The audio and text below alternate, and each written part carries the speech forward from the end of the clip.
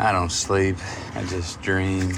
With a show that pushed the boundaries, that faces and questions the reality around us with drastic human perspective. Themes that bleed across every episode, questioning religion, repetitive change, and inescapable darkness. And acting that has been etched into our minds as possibly the greatest TV performance to come out of the 2010s. Today we dive into True Detective. Is Rust right or Marty?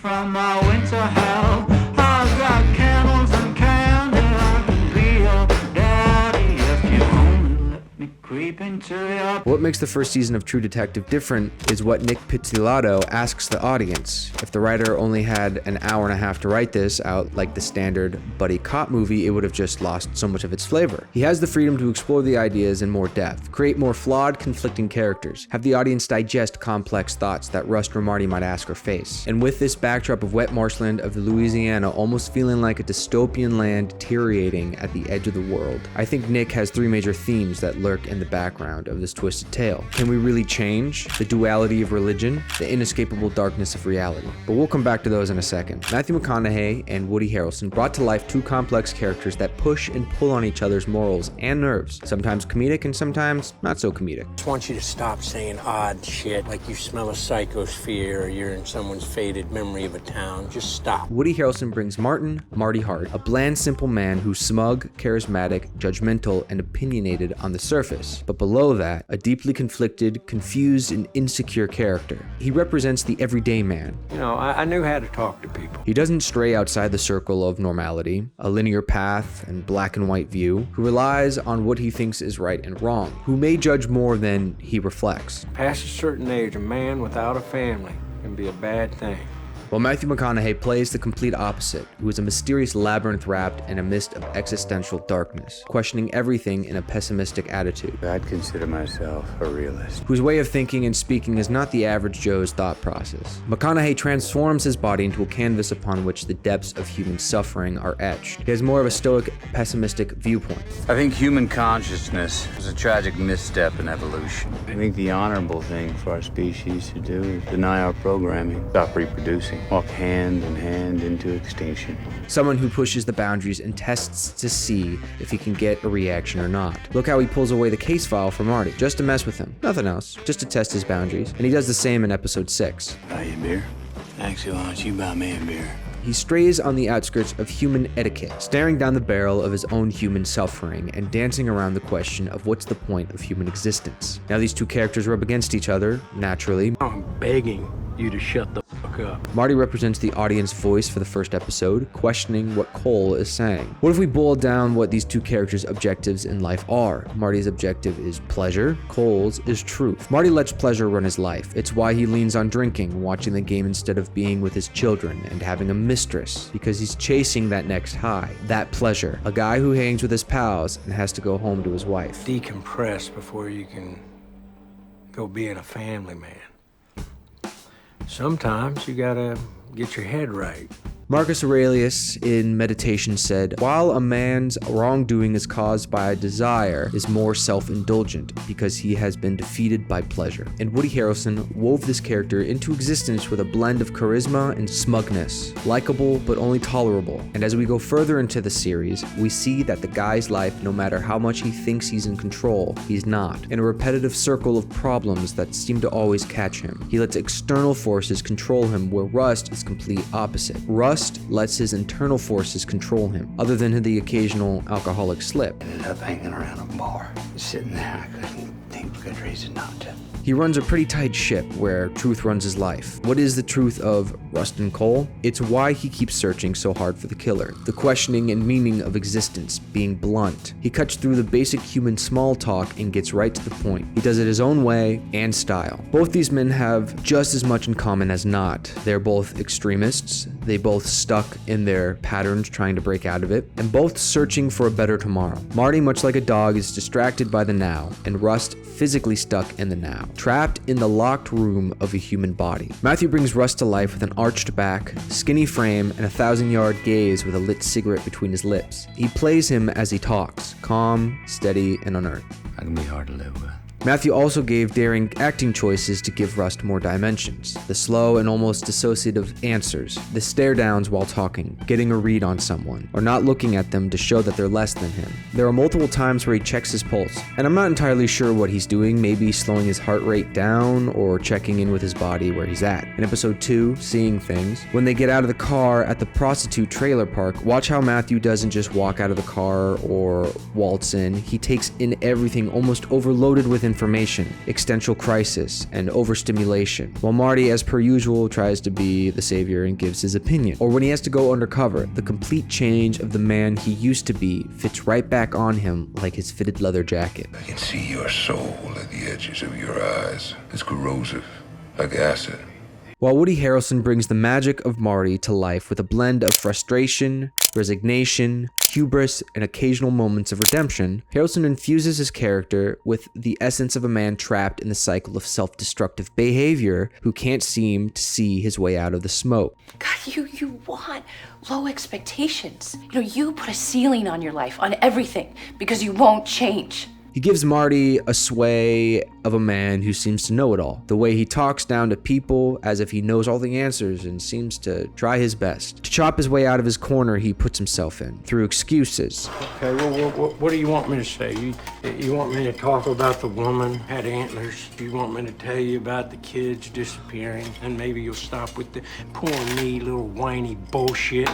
Once, and only once, Marty puts chew in his lip as he's walking away from the court hearing. It's a small detail like this that seems unnoticeable, but pushed the characters from 2 dimensions to 3. Matthew and Woody do a brilliant job of painting 2 portraits of the same character, the 90s Rust and Marty and the 2012 Rust and Marty, adding layers such as a more open Rust in the interview than the Rust we were introduced to. How Rust is always somehow one step ahead of everyone. You weren't getting a read on him.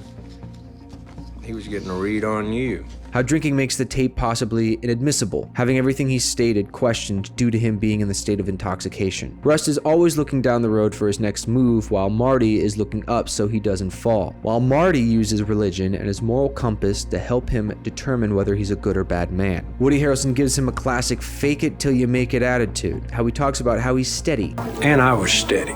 He always has to say the last word and what's best for him. I got this lead I wanted to check up on. I told you about it. No, you didn't tell me anything about it.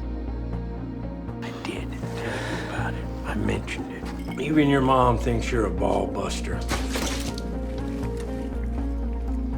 How he seems to just go one step too far, how he thinks it's right to break into Lisa's apartment because he thinks it's not right for her to be seeing or sleeping with other men, and for some reason the tipping point is if... Did she suck your dick? Just for a little bit.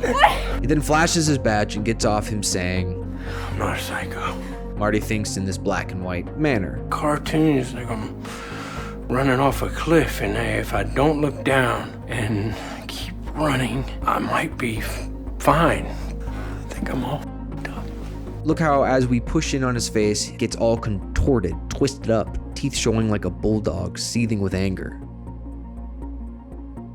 Marty and Cole start to ask difficult questions that have haunted humanity since the dawn of existence. Marty asks if he's a good man, if someone can love 2 women at once. Rust answers in the only way he can. I don't think that man can love. At least not the way that he means. You wonder ever you're a bad man? The world needs bad men.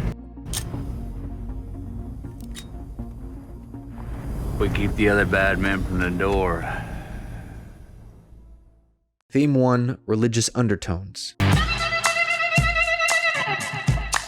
Nick Pizzolatto brings themes to the story to complement his questions on morality. He has many underlying themes of religion. Marty even states in episode 1 it's a religion country. There's another looming figure other than the killer, God, watching over them, which ties into if they're good or not. Marty struggles with this question, whereas Rust has come to terms with his answer. Marty and Rust in episode 3 are at a religious tent bickering about how they view religion. Rust talks about how religion is abused to the people, being scammed. There are no good people. Folks putting what few bucks they do have in the little wicker baskets being passed around. Can you imagine if people didn't believe Well, things they get up to. Exact same thing they do now, just out in the open.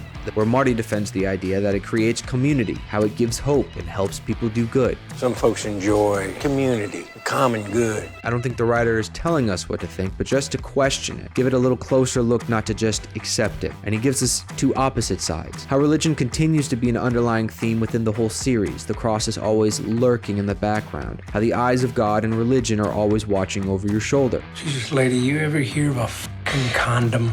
Birth control's sin. The writer doesn't shun away from religion. Actually, he uses it as a tool for the characters to accept it or push away from it. And I don't mean our main characters. Turtle hides behind his religion by creating schools for the poor and giving them opportunities. Maybe religion helped guide that idea for the better good, or maybe he hides behind it as more of a cover. Even the Reverend questions the presence of God.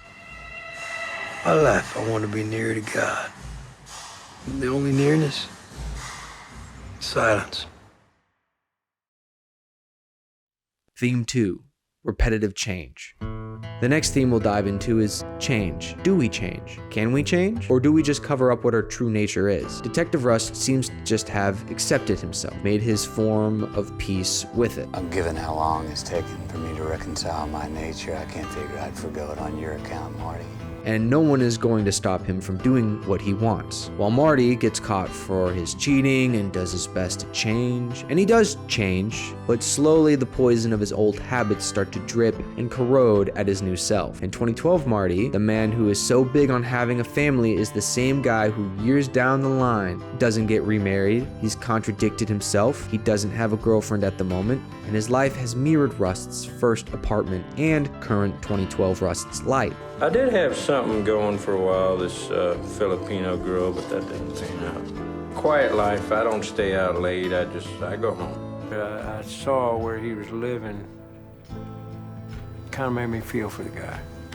And on the flip side, we see Rust do the same. While Marty was on his path of being a new good husband, which ties into his theme of is he a good man or not, Cole parallels this with having a girlfriend. He becomes a simpler man, but 2012 Rust has picked up some human tricks, like small talk. How you been? Besides work, what do you do? Oh, sorry, I don't ever remember you asking me a personal question before. A yin and yang of these two characters. They've been able to take away some pieces of each other, but the question still remains, do people change? In this instance, yes, to a degree. Rust and Marty have a lot of the same patterns, but much like year-to-year iPhones, not much changes with the new model, but they improve slightly. Theme 3, the inescapable darkness. While going on this wild journey, there's a feeling of a inescapable darkness closing in. The closing in and pressure of catching the killer, the claustrophobic feeling of the unjust in life, the walls of what's right and wrong flooding their consciousness. How Detective Rust says things that might unsettle the average viewer or see it in a different perspective. Each one is so sure of their realness. That their sensory experience constituted a unique individual with purpose, meaning. So certain that they were more than a biological puppet. The existential crisis of the meaning of existence and the path of torture, pain, and suffering that are so tightly woven into the human existence. You could say that Marty is a representation of the optimistic everyday man. Go to point A to B to C to D way of thinking. Get a good job, have a wife and family, have a good time with your pals, stay steady. And Cole is the underbelly of that, the path less traveled on. He's gone through the ringer of life, with a child who's passed at 2 years old, divorced, undercover for 4 years, synesthesia that has him taste colors, and who has visions blended in with reality. One sense triggers another sense. Sometimes I'll see a color and it'll put a taste in my mouth. Touch, a texture, a scent may put a note in my head. Neurological damage from drugs and God knows what else. All the makings of a pessimist. How this darker perspective of the world is brought to the screen and combats with the everyday viewer. So death created time to grow the things that it would kill. Bonus theme, the circle of life. This last theme ties into all three, the flat circle of time. How everything that's ever been done or has been done will be done again. Even the show itself repeats itself. It all comes full circle. The killer comes back to haunt them. Things left unturned from their past come to the surface. How the past is written and there is nothing you can do to change it. You could even argue that the devil catchers have the meaning of catching the devil within you, trying to grab it, catch it, have something to blame for your stupid actions, addictions, regrets of your past, future, and present. How addiction enslaves us to whatever we can't stop doing. How it keeps us in these twisted, repetitive habits that are stuck to us like hot tar. I think what made this show so interesting to watch was that it wasn't afraid to go to those darker, twisted places, unanswerable questions, and unthinkable actions. Fantastic writing that keeps you on the edge of your seat, waiting for the closure of catching the killer. But even when we catch the killer, the writer and Rust won't even let us have that. Puddles. Could have been in the video. We didn't get them all.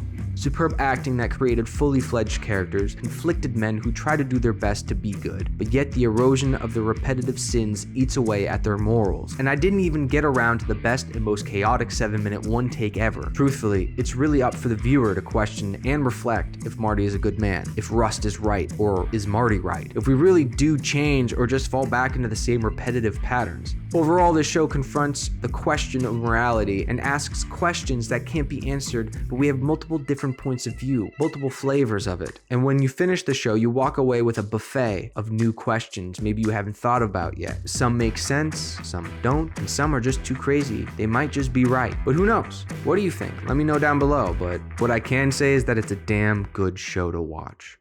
It's just one story. The oldest. Light versus dark.